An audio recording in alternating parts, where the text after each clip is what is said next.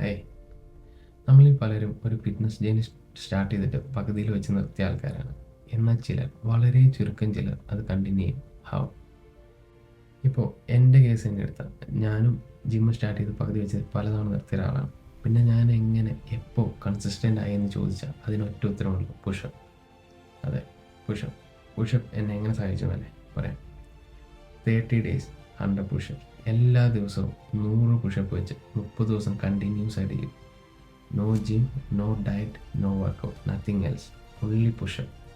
ഈ 30 days കഴിഞ്ഞ് ഞാൻ ജിമ്മിൽ കയറിയപ്പോൾ എനിക്ക് നല്ല മാറ്റം ഉണ്ടായിരുന്നു. Not physically but mentally. പിന്നെ എൻ്റെ സ്ട്രെങ്ത്തും എൻ്റെ ഫോമും നല്ല രീതിയിൽ ഇമ്പ്രൂവ് ആയി. ഇതെനിക്കൊരു നല്ല കോൺഫിഡൻസ് തന്നു.